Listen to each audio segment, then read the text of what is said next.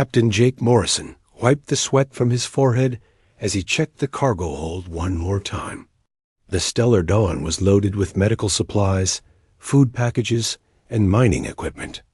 All of it was heading to the new colony on Kepler 442b. Jake had made this run dozens of times before. It was boring work, but it paid well. He walked back to the bridge and settled into his pilot chair. The stars looked the same as always through the front window, cold and distant. Jake started the ship's engines and felt the familiar vibration under his feet. His crew of 4 was already at their stations. They knew the routine as well as he did. "All systems green, Captain," said his navigator, Bob Tyler. "Course is set for the jump point." Jake nodded and pushed the throttle forward. The Stellar Dawn moved away from the space station and into open space. In 6 hours, they would reach the jump point and begin their 3-day journey to Kepler 442b. It was just another regular cargo run. What Jake did not know was that something was watching him. High above his ship, invisible to all human sensors, a Zephyrian scout vessel followed his every move. The alien ship was the size of a small house, but completely hidden by advanced stealth technology. Inside, 3 Zephyrian observers studied the human cargo ship with great interest. "Look at their flight pattern," said Observer Kethmar to his companions. "They move in straight lines with no defensive maneuvers. They show no awareness of potential threats." The second observer, Veltok, adjusted his scanning equipment. Their ship design is crude, but functional. They use chemical rockets and basic fusion drives. Very primitive technology compared to ours. Yet they spread across the galaxy like a virus, said the third observer, Nim Rao. In just 200 years, they have established colonies on over 50 worlds. That expansion rate is dangerous. Back on the Stellar Dawn, Jake noticed something odd on his sensor display. There was a small blip that appeared and disappeared every few seconds. It showed up in the same spot each time, but only for a moment. "Bob, take a look at this," Jake called his navigator over. "What do you think this is?" Bob stared at the screen for a minute. "Probably just interference from that pulsar we passed yesterday. These old sensors pick up all kinds of junk." Jake shrugged. Bob was probably right. The Stellar Dawn was 15 years old, and her sensors had been acting up lately. He made a mental note to have them checked when they got back to Earth. The Zephyrian observers watched this exchange with growing concern. The humans had detected their presence, even if only for brief moments. This suggested their sensor technology was more advanced than initial scans had indicated. "They spotted us," Veltok said with worry in his voice. "Our stealth systems are the best in the galaxy. How did they detect us?" "Perhaps their primitive appearance is intentional," Kethmar replied. "They may be hiding their true capabilities." Meanwhile, on Research Station Kepler 7, Dr. Lisa Webb was having her own encounter with the unknown. She sat in her small laboratory, studying electromagnetic readings from the past week. As the station's xenobiologist, Lisa's job was to search for signs of alien life.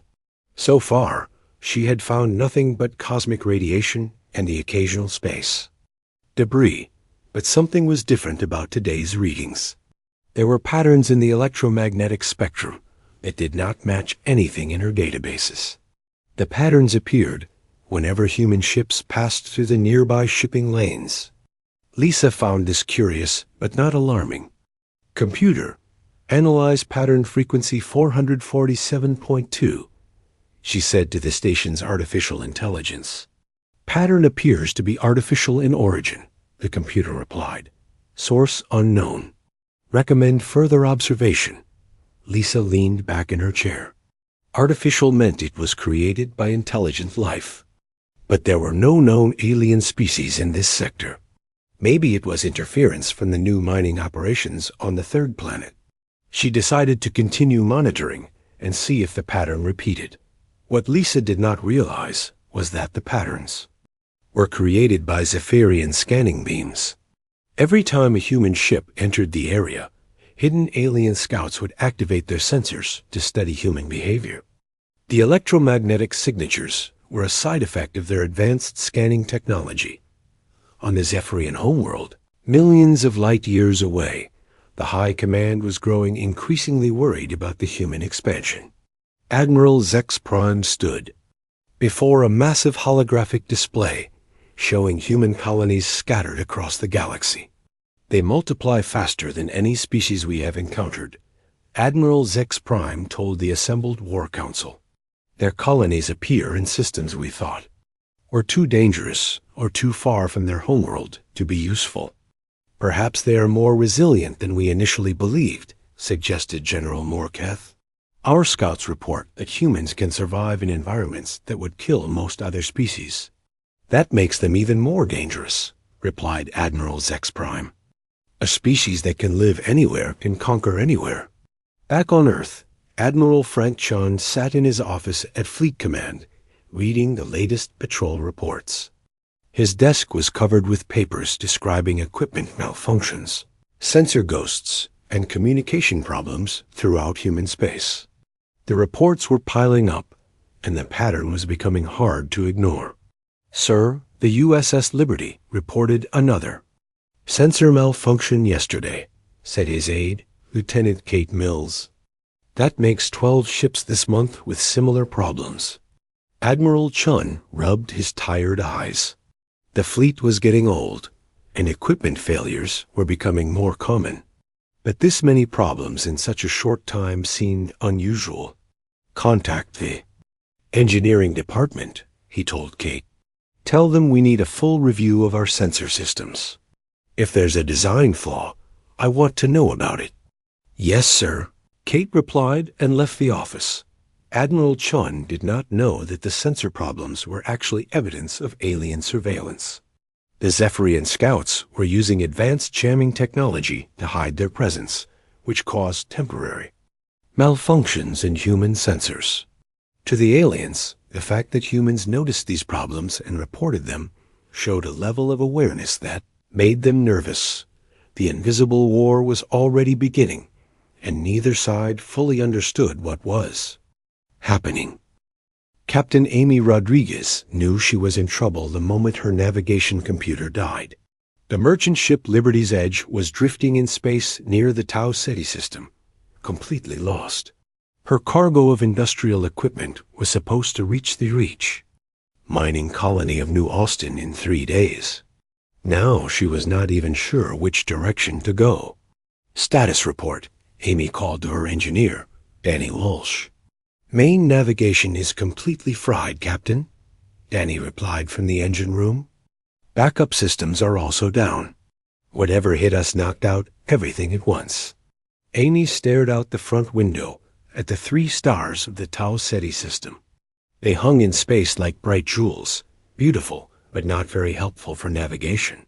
She needed to find a way to reach New Austin without her computer systems. What about the old-style instruments? She asked. Still working, Danny confirmed. We've got basic sensors and manual controls. Amy smiled for the first time in hours. She had trained on old ships before getting her own command. Back then, pilots had to know how to navigate by the stars and use gravity to help their ships move through space. Plot a course using gravitational assist, she ordered. We'll slingshot around the main star, then use the second star's gravity to boost our speed toward New Austin. Unknown to Amy, her every move was being watched by a Zephyrian battlecruiser hidden nearby. The alien commander, War Leader Thekvio, studied the human ship with growing alarm. Look at their flight path, Thekvio said to his tactical officer. They are using a triple gravitational slingshot maneuver.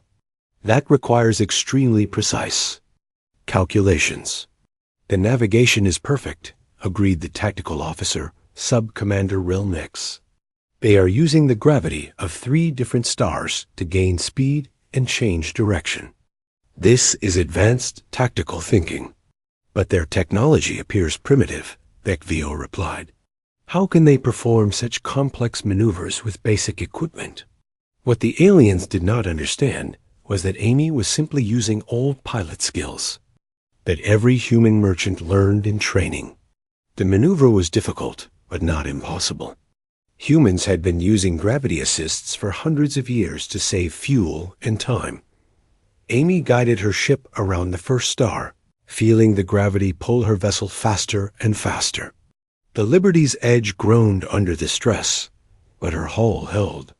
Together, as they whipped around the star, Amy adjusted their angle to line up with the second star. "Beautiful work, Captain," said her co-pilot, Rick Barnes. "My grandmother would be proud. She used to run these kinds of maneuvers back in the early colony days." Amy laughed. "Let's hope we don't have to do this very often. It's hard on the ship." The Zephyrian observers recorded every detail of the maneuver. To them, it looked like the humans had maintained perfect tactical awareness, even after suffering what appeared to be a devastating attack on their systems.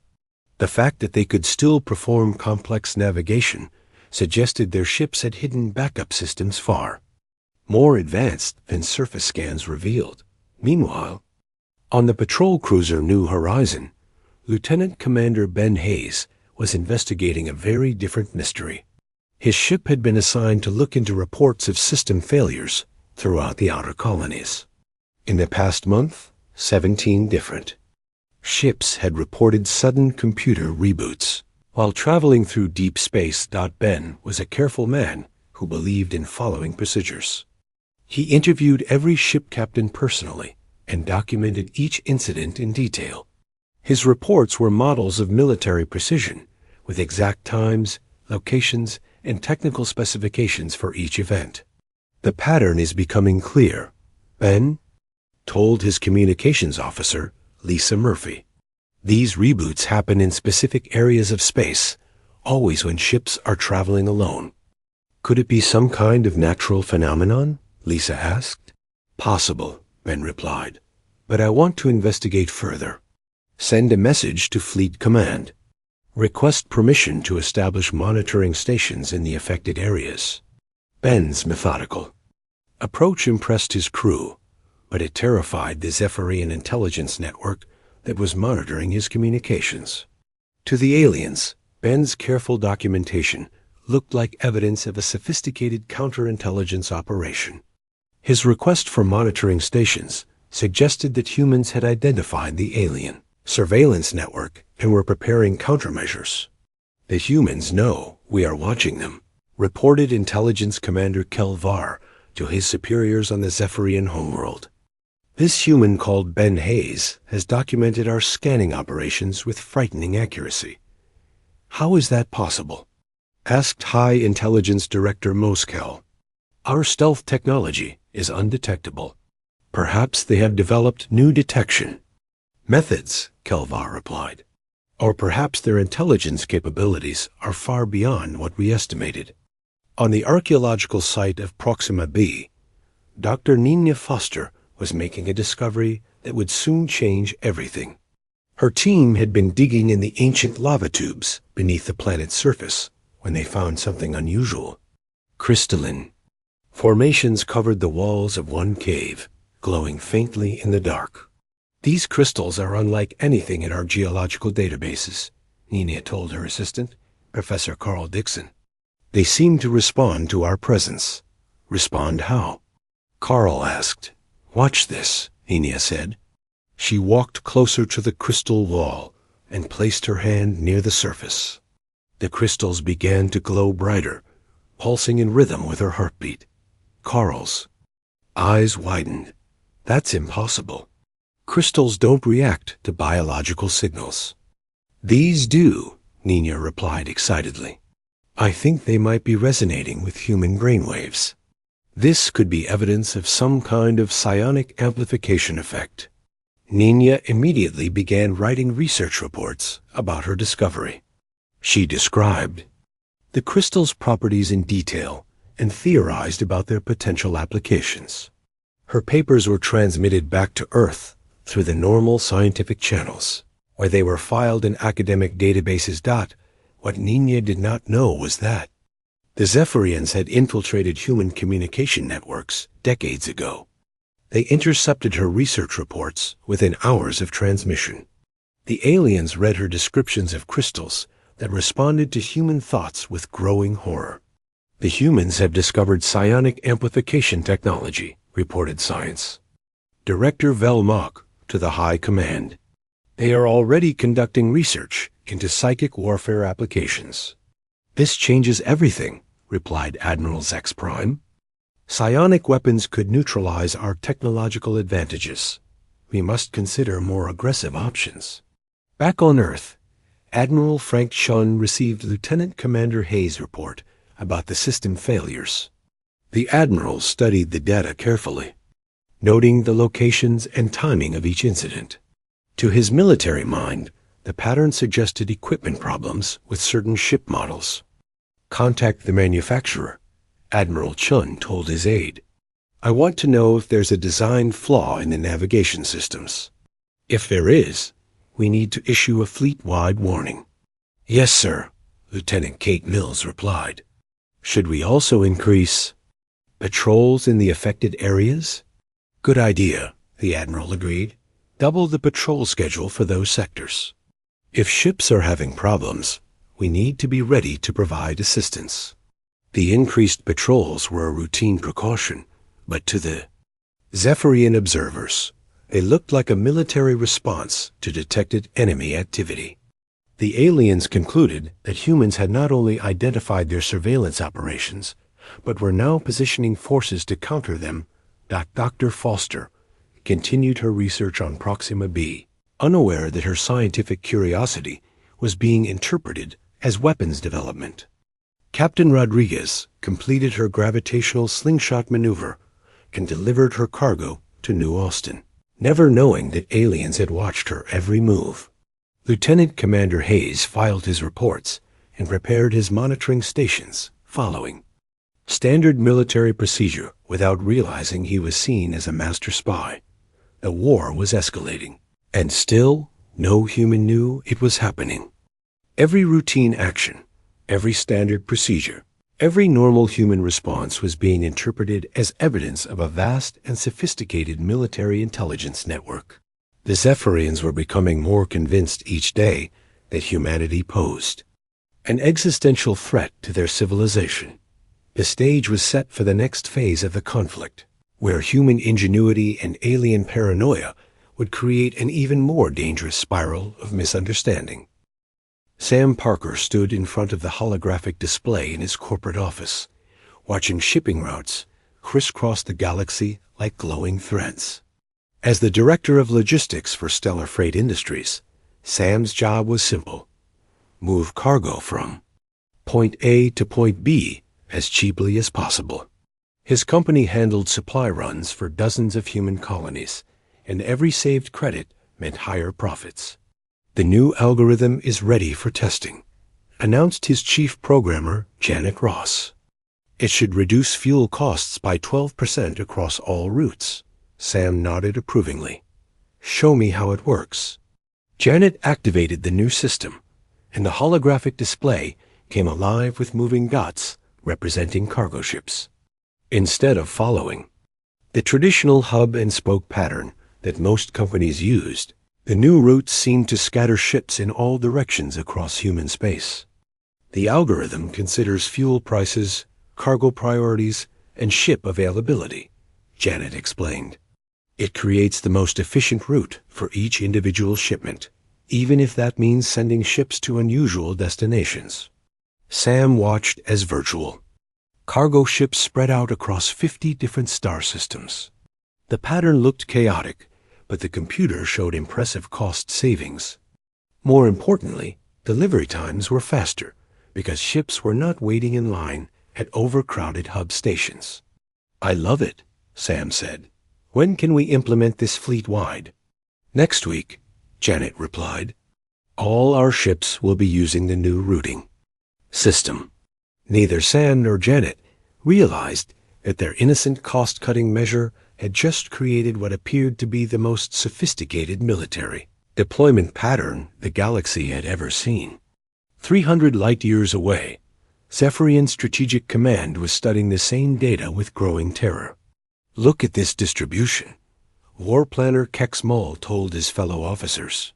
"Human ships are positioning themselves in perfect formation across multiple sectors.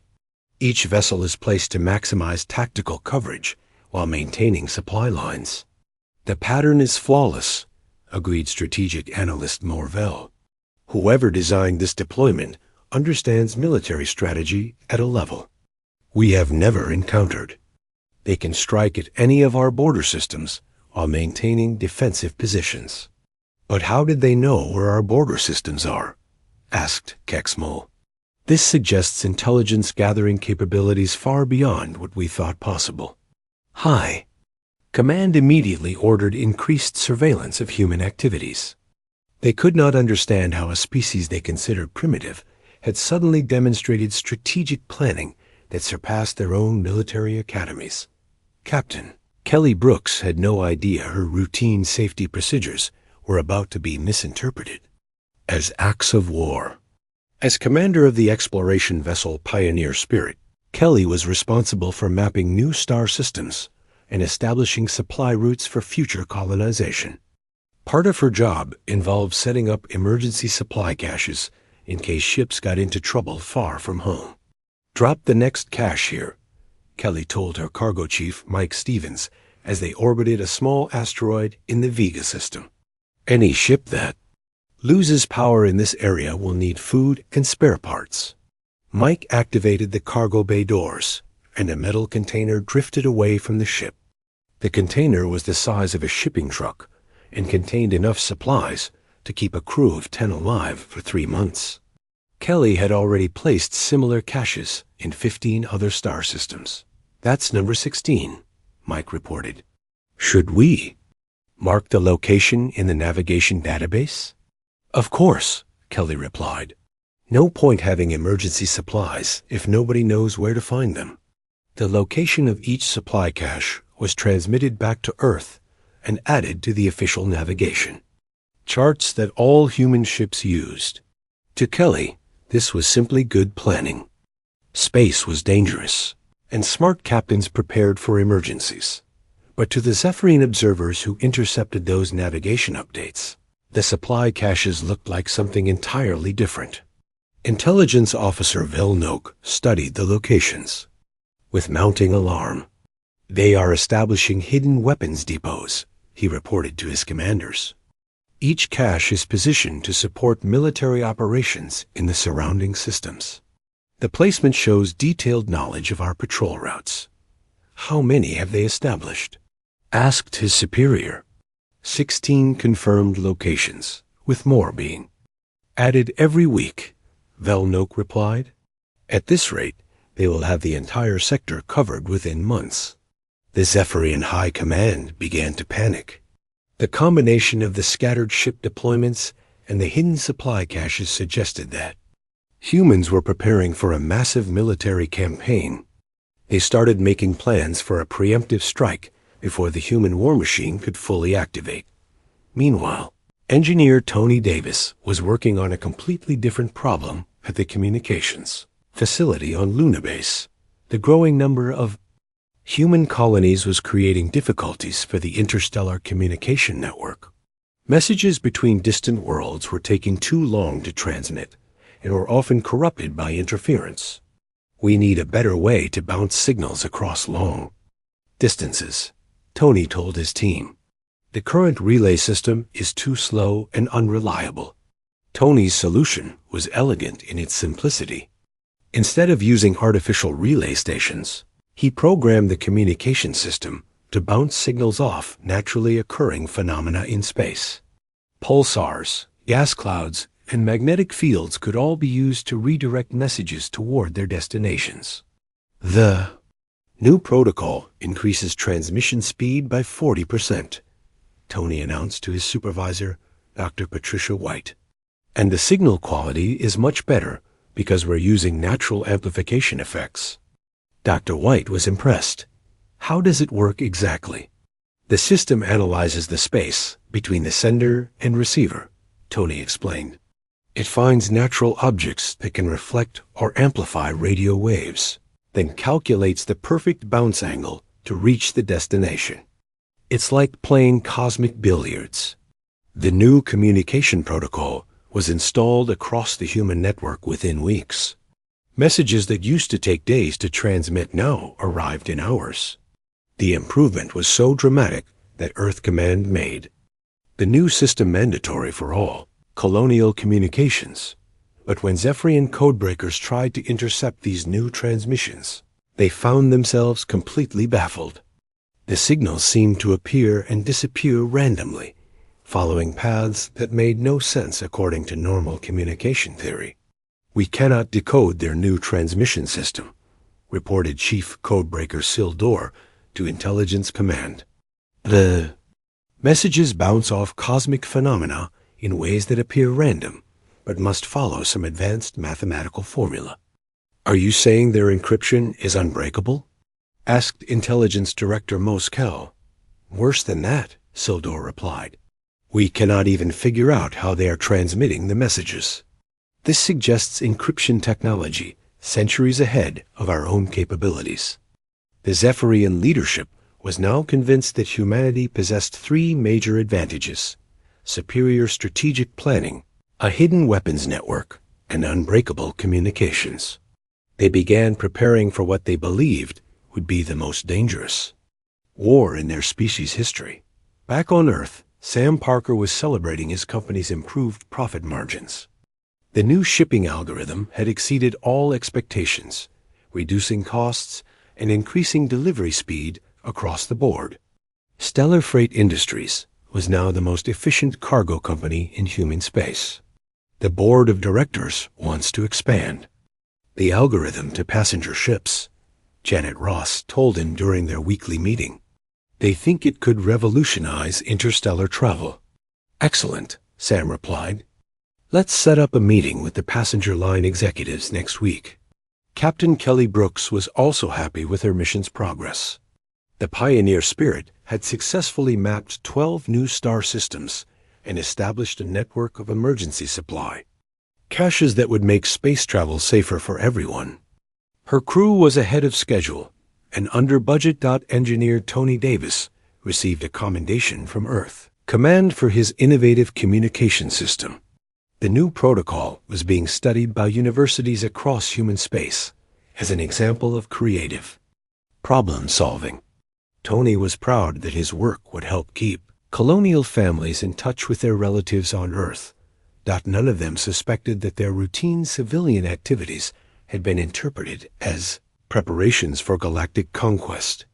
The Invisible War was about to enter its most dangerous phase, as the Zephyrians prepared to strike first against what they believed was an imminent human invasion.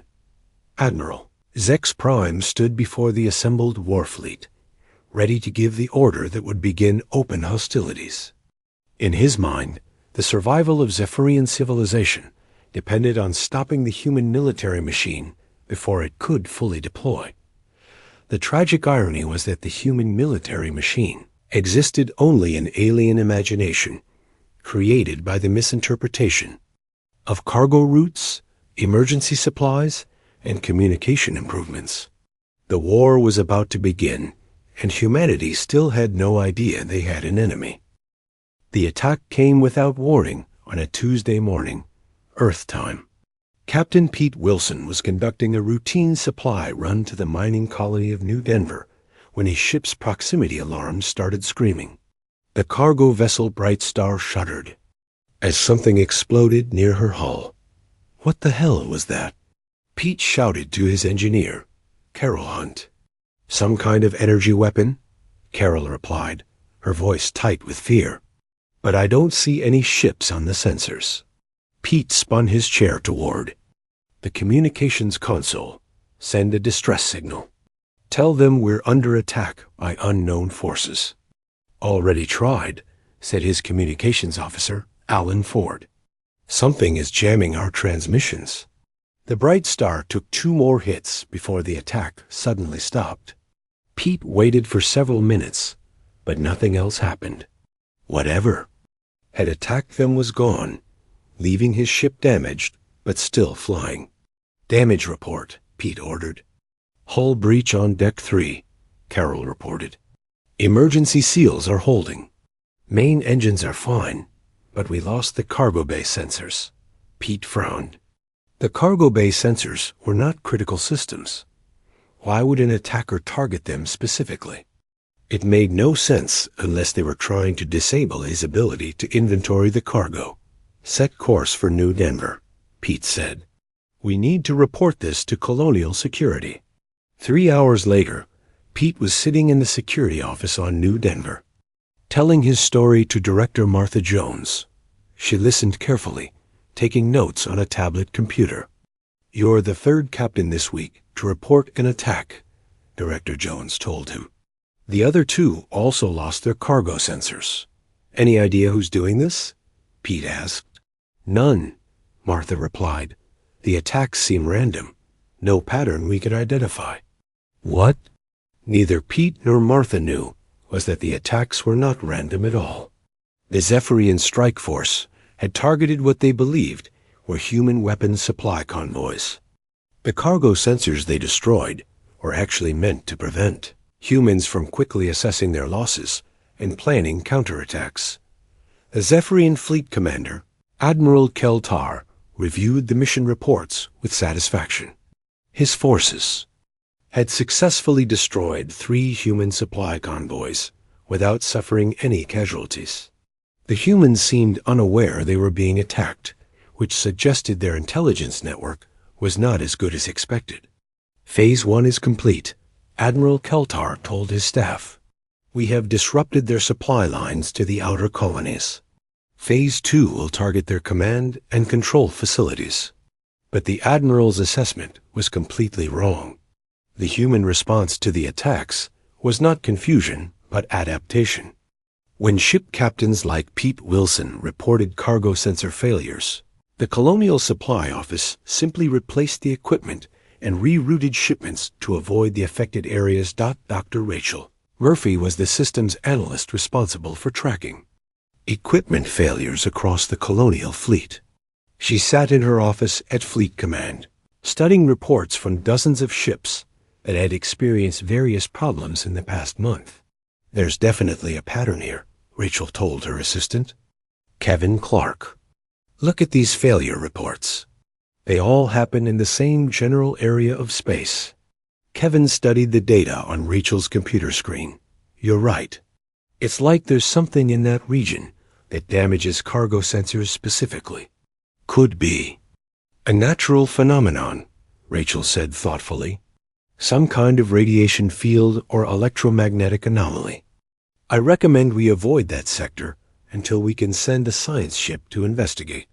Rachel's report went up the chain of command within hours. Fleet Command issued a navigation advisory warning all ships to avoid the affected area until further notice.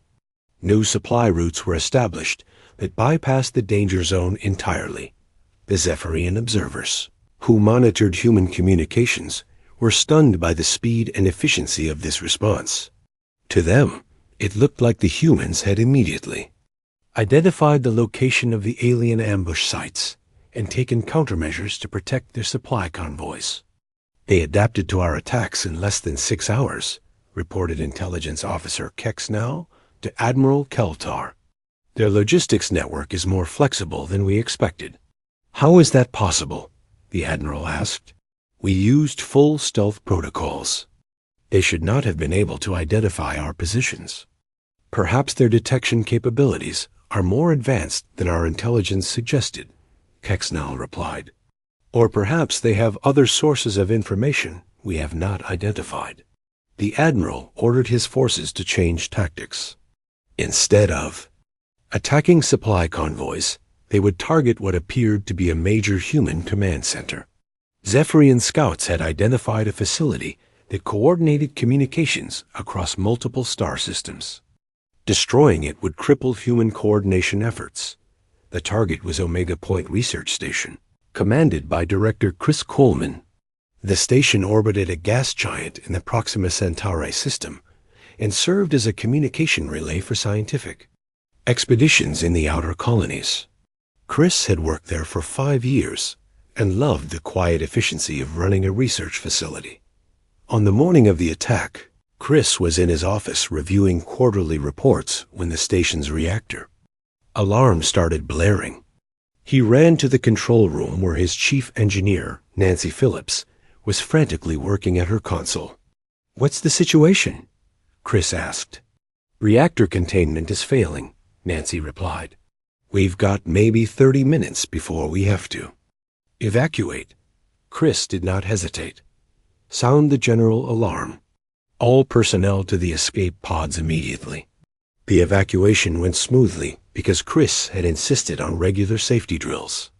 Within 20 minutes, all 47 station personnel were safely aboard escape pods heading for the nearest colony ship. Omega Point Research Station exploded 5 minutes later when its reactor finally gave up dot from the Zephyrian perspective. The attack had been a complete success. Their stealth bombers had approached the station undetected and delivered a devastating strike against what appeared to be a major command facility. The rapid evacuation suggested the humans had detected the attack at the last moment, but too late to save their installation. "Target destroyed," reported Strike Commander Velcor to Admiral Keltar. "Human command facility eliminated with no survivors detected." But Admiral Keltar was troubled by the human response. Within hours of Omega Point's destruction, emergency communication relays were activated at 3 other facilities. The human communication network continued operating without any noticeable disruption. "They have backup systems we did not know about," the Admiral told his staff. "Their redundancy planning is more sophisticated than our intelligence indicated." What the Zephyrians did not understand was that Director Coleman's evacuation procedure was standard safety protocol for all human installations. When a reactor failed, you saved the people and wrote off the equipment. The backup communication systems came online automatically because Earth engineers always planned for equipment failures. The secret to human success was not military genius, but simple paranoia about things breaking down.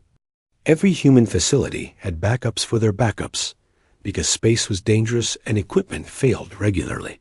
This practical approach to engineering looked like advanced military planning to aliens who built perfect systems that rarely needed.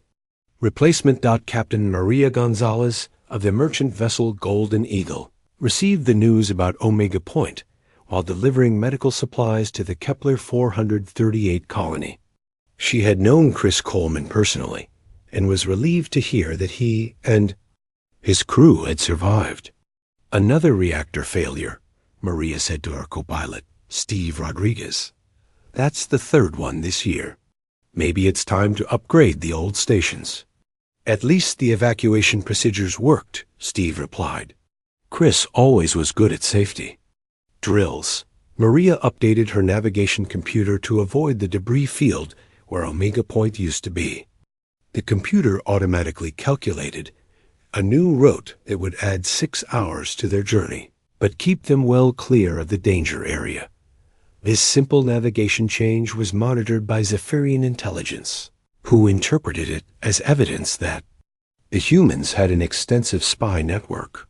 How else could merchant ships immediately know about the destruction of a secret military facility and adjust their routes accordingly? "Their intelligence distribution is instantaneous," reported intelligence analyst Morex to his superiors. "Civilian ships are already avoiding the attack site, which means they have real-time communication with their command structure." The truth was much simpler. All human ships monitored the emergency communication frequencies that automatically broadcast navigation hazards. When Omega Point exploded, the beacon network immediately classified the debris field as a danger to navigation and warned all ships in the area. As news of the attacks spread through human space, Colonial Security began implementing standard defensive measures.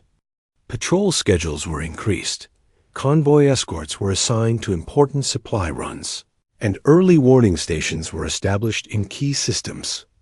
Administrator Grace Thompson coordinated the response from her office at Colonial Command on Earth.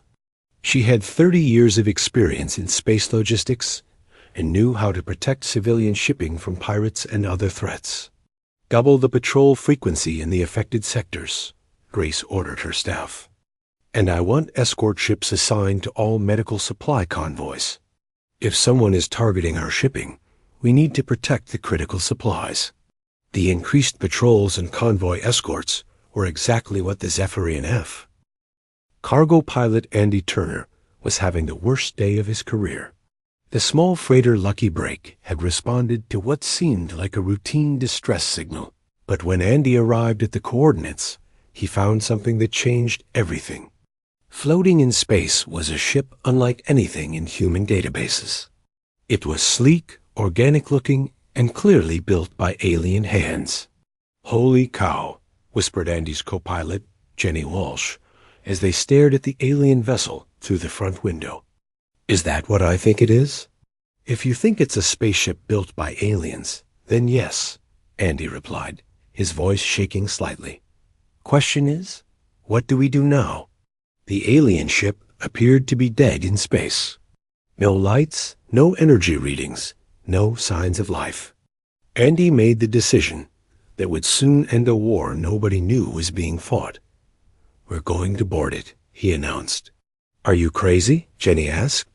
"That thing could be booby-trapped, or full of hostile aliens, or carrying some kind of plague. Or it could be the most important discovery in human history," Andy countered. "Besides, it sent a distress signal. Someone on that ship needs help." They docked with the alien vessel carefully, using magnetic clamps to attach the Lucky Break to what appeared to be an airlock. Andy and Jenny put on their emergency suits and checked their portable life support systems twice before opening the hatch. The inside of the alien ship was unlike anything Andy had ever seen. The corridors curved in smooth arcs, and the walls seemed to glow with their own soft light. Everything was designed for beings much taller and thinner than humans. Andy had to duck his head to walk through the passages. "The air is breathable," Jenny reported, checking her scanner. "Oxygen levels are actually higher than Earth normal." They found the ship's crew in what appeared to be a medical bay. 3 alien beings lay unconscious in strange pod-like beds. They were exactly as tall and thin as the ship's design suggested, with pale blue skin and large dark eyes. One of them was clearly injured, with what looked like burns across his chest. "There." "Alive," Andy said, checking the alien's vital signs with his medical scanner. "Barely, but alive. We need to get them back to our ship." "Are you insane?" Jenny asked. "We don't know anything about their biology. We could kill them by accident. Or we could save them," Andy replied. "Look, these are obviously intelligent beings who are in distress. Helping people in trouble is what we do. That doesn't change just because they're not human." It took 4 hours to carefully transport the 3 aliens to the Lucky Break's medical bay. Andy used the ship's automated systems to keep them stable, while Jenny documented everything with her camera.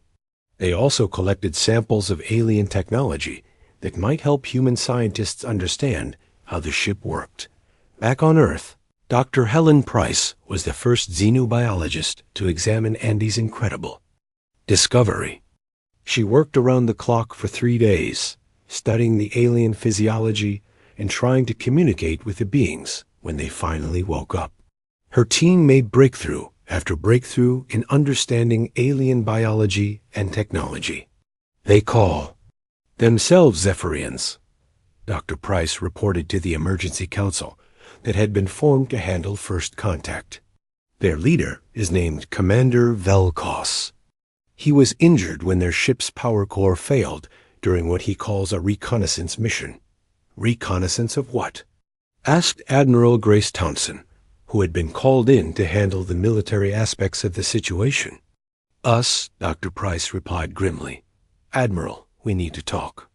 These aliens have been watching humanity for years. and they think we're at war with them. The revelation sent shockwaves through human leadership. Emergency meetings were called on every major colony world.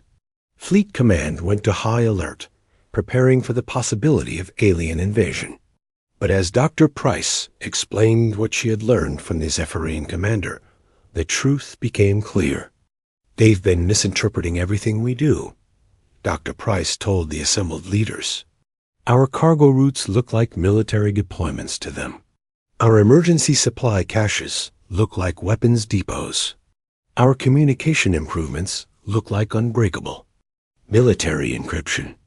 Admiral Thompson was struggling to understand. But why would they think we're hostile?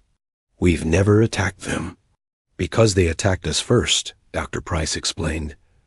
Those equipment failures we've been having, those were Zephyrian attacks on what they thought were our supply convoys. When we adapted by avoiding those areas, they saw it as proof that we had superior intelligence capabilities. The absurdity of the situation was almost too much to believe. Humanity had been fighting and winning a war without even knowing the war existed. Every normal human reaction to problems had been interpreted by the aliens as evidence of brilliant military strategy. Commander Velkos confirmed this when he was finally well enough to speak directly with human leaders. Speaking through a translation device that Dr. Price's team had developed, the alien officer explained his species' perspective on the conflict. Your expansion across the galaxy was aggressive and unpredictable, Velkos said, his large eyes blinking slowly. Your ships appeared in systems we thought were too dangerous for colonization. Your survival capabilities seemed to exceed those of any known species. We're just good at adapting, Admiral Thompson replied. Humans have always been stubborn about surviving in difficult places. This is what made you so frightening, Velkos continued. When our scouts observed your merchant ship performing gravitational assist maneuvers after suffering system failures, we concluded you possessed advanced tactical training. That was Captain Amy Rodriguez, Admiral Thompson said with a slight smile. She learned those maneuvers in basic pilot training. Every human merchant knows how to do that. The alien commander's eyes widened even further. You teach such complex navigation to all your pilots? It's not complex for us, the Admiral replied. It's just math and practice. As the conversations continued, the scope of the misunderstanding became clear. Every aspect of human society that seemed normal to humans appeared sophisticated and threatening to the Zephyrians. Human adaptability, their tendency to spread to difficult environments, their practical approach to problem-solving, and their redundant safety systems had created the impression of a master warrior race. When your engineer Tony Davis developed the new communication protocol, our codebreakers could not understand how the signals were transmitted, Velkos explained. We concluded you had developed encryption technology centuries beyond our capabilities. Dr. Price laughed despite the seriousness of the situation. Tony just figured out how to bounce radio signals off pulsars and gas clouds. He called it cosmic billiards. It's clever, but it's not military technology. And when your ships began following the scattered routes created by Sam Parker's logistics algorithm, we saw it as the most sophisticated military deployment pattern in galactic history. Velkos continued. Sam was just trying to save money on fuel costs, Admiral Thompson replied. His computer program found the cheapest routes, not the most tactically sound ones. The final piece of the puzzle came when Velkos explained why the Zephyrians had decided to attack. Their long-range sensors had detected massive human fleet movements towards Zephyrian border systems. To them, it looked like the preparation for a full-scale invasion. Those were colonization ships, Admiral Thompson said with growing amazement. We're sending families to establish new settlements on the worlds we discovered last year. It's not an invasion fleet. It's a migration. Velkos was quiet for a long moment. When he finally spoke, His voice carried a tone that the translation device rendered as profound embarrassment. "We have made a terrible mistake. Our fear of your capabilities led us to see threats where none existed. What happens now?" "Doctor," Price asked. "I must contact my high command immediately," Velkos replied. "The war must end before more damage is done to both our species." The communication with the Zephyrian homeworld took place 3 days later.